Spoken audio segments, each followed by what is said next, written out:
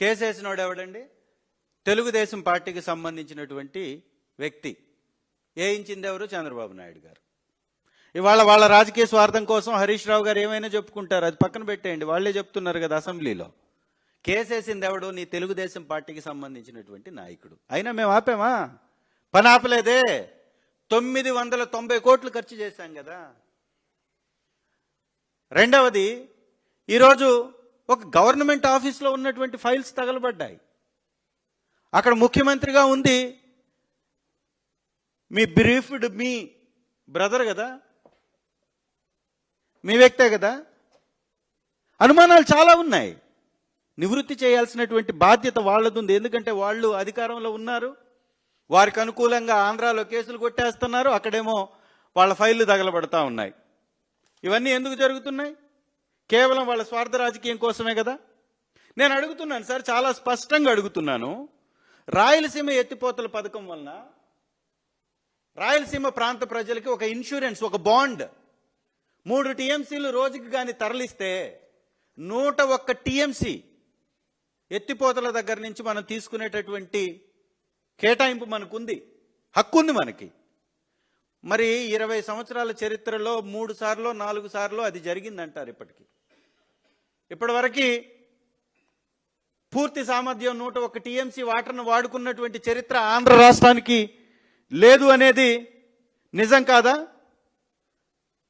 తెలంగాణ ప్రభుత్వం, తెలంగాణ రాష్ట్రం 8 టీఎంసీలని శ్రీశైలంలో నుంచి 770 దగ్గర నుంచే ఎత్తిపోతుంది. ఎత్తుకొని 800 అడుగుల లోపలే ఎత్తుకొని పోతుంది. నిజం కాదా? ఆంధ్ర రాష్ట్రం ఇంత పెద్ద రాష్ట్రమైనా కూడా ఉమ్మడి ఆంధ్రాలో అతిపెద్ద భూభాగమైనటువంటి ఆంధ్రప్రదేశ్కి ఈ రోజుకి సామర్థ్యం ఏంటి సార్? 834 అడుగుల దాకా మనం తీసుకెళ్లేది కేవలం 0.33 టీఎంసీలు మాత్రమే. మరి ఈ సోయ లేదా వారికి? ఎందుకు లాలూచి పడుతున్నారు వాళ్ళతోటి? పోతిరెడ్డిపాడుకు సంబంధించినటువంటి అంశం మీద కాంప్రమైజ్ ఎందుకు అవుతున్నారు?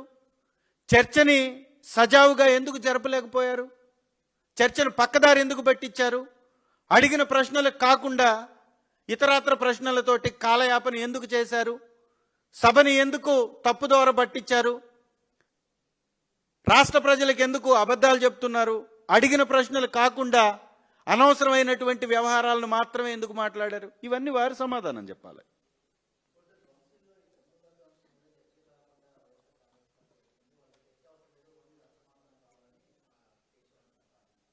నిజంగా సిగ్గుచేటు. రాష్ట్ర చరిత్రలో ఒక తీరని మచ్చ. శాసనసభ వ్యవహారాలలోనే రాష్ట్ర చరిత్రలో ఒక మచ్చ, ఒక దుర్దినం. ఈరోజు చైర్మన్ గారు సంతకాన్నే ఫోర్జరీ చేశారంట. ఆ సంగతి ఏందో చూడండి మీరు. చైర్మన్ గారు స్పష్టంగా చెప్తున్నారు, నాకు సంబంధం లేదు. లఘు చర్చకి అనుమతించిన తర్వాత స్టేట్మెంట్ ఎందుకు ఇస్తుందండి గవర్నమెంట్? ముందెలా ఇస్తుంది స్టేట్మెంట్? చర్చకి అనుమతి ఇచ్చిన తర్వాత స్టేట్మెంట్ ఇవ్వడానికి అనుమతి ఇచ్చినట్టుగా పయ్యావుల కేశవ్ గారు ఒక పేపర్ చూపించారు. నేను అడుగుతున్నాను సార్, మీకు చైర్మన్ గారు నేను పేపర్ ఇవ్వలేదన్నాడు. మంత్రి గారు పేపర్ తీసుకొచ్చి చూపించారు పోడియం దగ్గర, ఆయన నిలబడ్డ ప్లేస్లో. దాదాపు 10 మంది పైచిలుకు మంత్రులు వచ్చి పోడియం దగ్గర చైర్మన్ గారికి వారిని ఇబ్బంది పెట్టేలాగా మాట్లాడుతున్నారు. చైర్మన్ గారు స్పష్టంగా చెప్పారు, నేను ఎలాంటి స్టేట్మెంట్ పాస్ చేయలేదు, లఘు చర్చ ఉంది కాబట్టి స్టేట్మెంట్ ఇవ్వడానికి నేను ఒప్పుకోలేదు అన్నారు. అప్పుడు ఎవరు సార్ దొంగలు? అంటే మీరు ఈ రాష్ట్రాన్ని భ్రష్టు పట్టిస్తున్నారా లేదా? ఒక చైర్మన్ని, ఆ చైర్మన్కు ఉన్నటువంటి హక్కులకి భంగం కలిగిస్తున్నారా లేదా? ఎలా వస్తుంది సార్ పేపర్ చైర్మన్ గారికి తెలియకుండా? అది కూడా తీసుకొచ్చి చైర్మన్ గారు ముందే చూపిస్తున్నారు. అంటే చైర్మన్ గారిని కించపరచడం కాదా ఇది? నా సంతకం లేదని చెప్తున్నాడు ఆయన. లేదు సార్ మీ సంతకం ఉందని చూపిస్తున్నారు. ఏం జరిగింది మరి? ఇది తీవ్రమైనటువంటి పరిణామం, రాజ్యాంగ విరుద్ధమైనటువంటి పరిణామం. ప్రభుత్వంలో వాళ్ళు ఉన్నారా, మేము ఉన్నామా? అసలు వాళ్ళు వచ్చి పోడియం దగ్గర గోల చేయడం ఏంది? మంత్రులు గోల చేయడం ఏంటి? చర్చకు అడిగింది మేము, చైర్మన్ గారు అనుమతి ఇచ్చారు. చర్చించడానికి మా ఎమ్మెల్సీ గారు చంద్రశేఖర్ గారు లేచి నిలబడి స్టేట్మెంట్ చదువుతున్నారు. ఆ స్టేట్మెంట్ చదివేటటువంటి విజువల్ కానీ, వీడియో కానీ, ఆడియో కానీ బయటికి రాలేదు. పయ్యావుల కేశవ్ గారిని చూపిస్తూ ఆయన మేము చర్చిస్తాం, అర్ధరాత్రి కూడా చర్చిస్తాం, 2 గంటలు కూడా చర్చిస్తాం చెప్తున్నాడు కదా. నువ్వు 2 గంటల దాకా చర్చించేవాడు, ఉదయం 2 నిమిషాల సభలో ఎందుకు ఉండకెళ్ళిపోయారు? ఎందుకు చర్చ జరగక ముందే మంత్రులు లేశారు? చైర్మన్ గారు అన్నారు, మీరు వాంటెడ్గా చేస్తున్నారు, ఇది చర్చకు అనుమతించిన తర్వాత మీరు ఇది చేయడం తప్పు, కావాలని మీరు చేస్తున్నట్టుగా ఉంది అని చైర్మన్ గారు అన్నారు. మీరు దాన్ని గమనించాలి. ఇది ఒక దుర్దినం. అధికార మదాన్ని ప్రదర్శించారు ఇవాళ తెలుగుదేశం నాయకులు, కూటమి నాయకులు, మంత్రులు వారికి ఉన్నటువంటి అధికార మదాన్ని చూపించి, అధికార గర్వాన్ని చూపించి, మా నాయకులు మాట్లాడేటటువంటి, మా ఎమ్మెల్సీలు మాట్లాడేటటువంటి విజువల్స్ని, ఆడియోని బయటికి రానివ్వకుండా, చర్చని జరగనివ్వకుండా అడ్డుకొని మళ్ళీ ఇలాంటి మాటలు, తింగర మాటలు, తప్పుదోవ పట్టించేటటువంటి మాటలు. చర్చ నుంచి పారిపోయింది వారు. రేపు కౌన్సిల్ జరిగినా ఖచ్చితంగా వైఎస్ఆర్సీపీ చర్చకి పట్టుబడుతుంది. ఈ చర్చ జరగడం వలన నష్టం ఎవరికి సార్?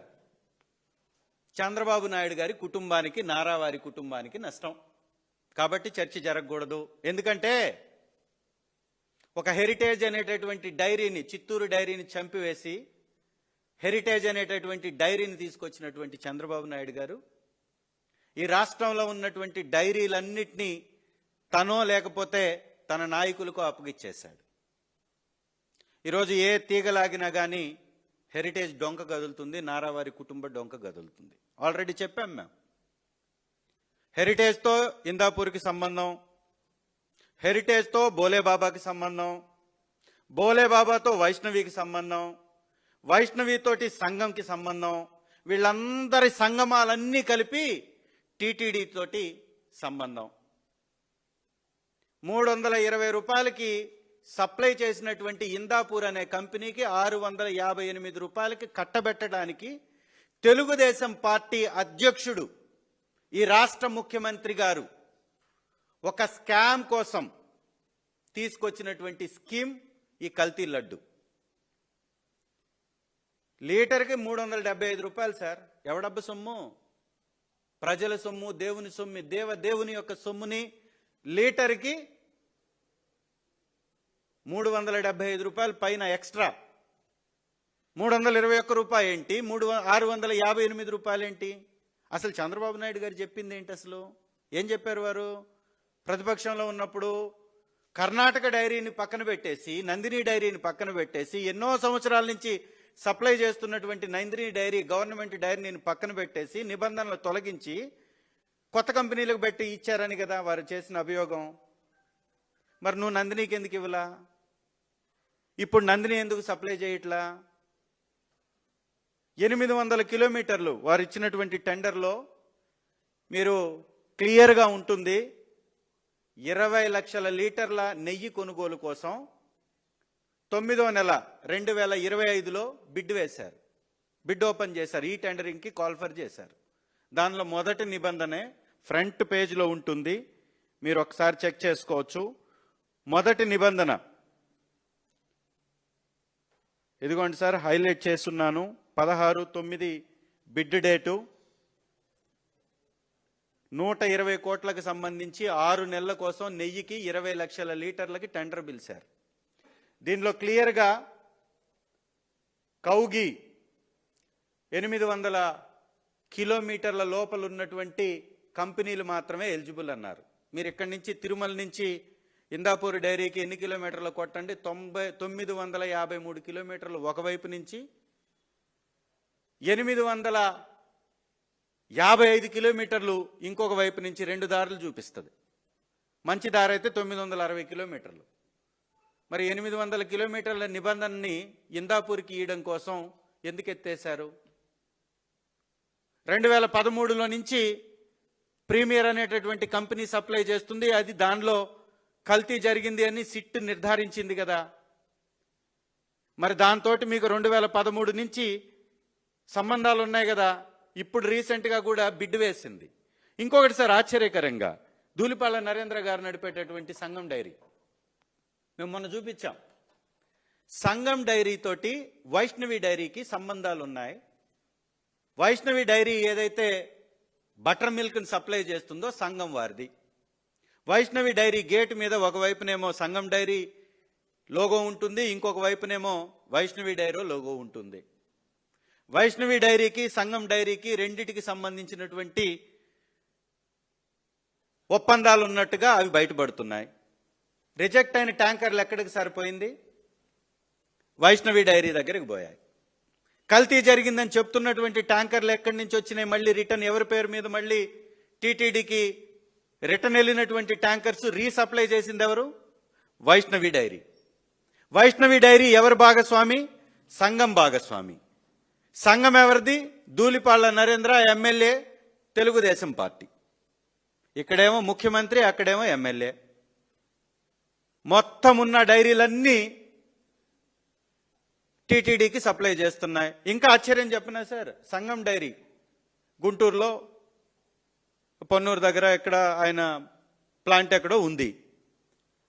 కౌ మిల్క్, ప్రసాదాలలో వాడేటటువంటి నెయ్యి కౌ మిల్క్ ద్వారా వస్తుంది. సార్, కౌ మిల్క్ ప్రొక్యూర్మెంట్ ఉందండి ఇక్కడ. ఇదిగోండి, 26 సెప్టెంబర్ 2025 రోజున ధూళిపాళ్ల నరేంద్ర గారు వారి యొక్క ఫేస్బుక్లో ఇది పెట్టుకున్నారు. ఇప్పుడు కూడా మీకు దొరుకుతుంది.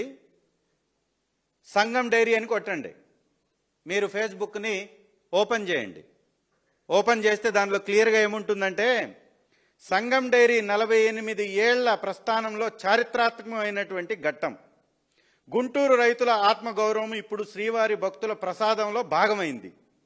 నెయ్యిని టీటీడీకి పంపిస్తూ తనే స్వయాన జెండా ఊపి పంపించాడు. సంఘం డైరీ. సార్, కౌపాలు మన దగ్గర దొరుకుతాయండి? గుంటూరులో కౌపాలు సేకరణ ఉందా? చంద్రబాబు నాయుడు గారే కదా అన్నాడు. ఏమన్నాడు సార్? ఒక్క ఆవు లేనటువంటి బోలే బాబాకి అట్లా ఇచ్చారన్నారు. ఎన్ని ఆవులు సంఘానికి ఉన్నాయి? ఇప్పుడు సంఘం ఎన్ని ఆవుల దగ్గర నుంచి పాలని సేకరిస్తుంది? ఎక్కడి నుంచి నెయ్యి తయారైంది? ఇది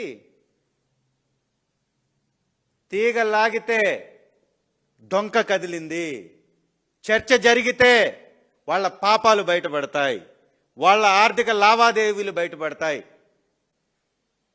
హెరిటేజ్ అనేటటువంటి సంస్థ 757 రూపాయల రేటుని టచ్ చేసింది షేర్. ఇవాళ 326 రూపాయలకు పడిపోయింది. సగానికి పైచిలుకు డ్రాప్. ఎందుకంటే వీళ్ళ ఆర్థిక లావాదేవీలు, వీళ్ళ లూటీ వ్యాపారాలు, వీళ్ళ చీకటి దందాలు ఒక్కొక్కటి బయటపడుతున్నాయి. అందుకే ఎక్కడో పక్క రాష్ట్రంలో ఉప ముఖ్యమంత్రి చనిపోతే వాళ్ళ లింకులు కూడా వీళ్ళ కంపెనీకే బయటపడ్డాయి. ఇంకా ఏకంగా చిన్నబాబు ఏమంటున్నాడు? మా కంపెనీ హెరిటేజ్ ఫైనాన్స్ చేస్తుంది, వాళ్ళు డబ్బులు తీసుకున్నారు, వాళ్ళు ఫైనాన్స్కి ఇచ్చాం మేము వాళ్ళకి, వాళ్ళ విమానం కూలిపోయిద్దని మేమేమైనా కలగన్నామా అంటాడు. ఎంత బాధ్యతారాహిత్యమైనటువంటి మాట చూడండి. డబ్బు మీది విమానాలలో, వాళ్ళ విమానాల్లో, విఎస్ఆర్ విమానాల్లో జల్సాలు చేస్తుంది మీరు. ఏవియేషన్ మంత్రి మీ వాడు, ముఖ్యమంత్రి, ఉప ముఖ్యమంత్రి, ముఖ్యమంత్రి కొడుకు జల్సాలు చేస్తుంది ఆ కంపెనీ విమానాలలో. చనిపోయినటువంటి ఎన్సీపీకి సంబంధించినటువంటి ఎమ్మెల్యేలంతా మీ మీద దుమ్మెత్తిపోస్తున్నారు. దీనిలో కుట్ర కోణం ఉందని చెప్తున్నారు, కావాలని జరిగినటువంటి హత్య అని చెప్తున్నారు. దీనిలో రామ్మోహన్ నాయుడు గారు, చంద్రబాబు నాయుడు గారి పేర్లు తీసుకొని మరి వాళ్ళు మాట్లాడారు. దాన్ని ఖండించకపోగా కామెడీ చేస్తున్నాడు ఆయన. కాబట్టి ఈ రాష్ట్రంలోనే కాదు, దేశంలో ఎక్కడ అవినీతి జరుగుతున్నా చంద్రబాబు గారి, నారా వారి కుటుంబానికి వచ్చి చేరుతున్నాయి. వాళ్ళు చేసే అవినీతి బాగోతాలు అలా ఉన్నాయి. Thank you.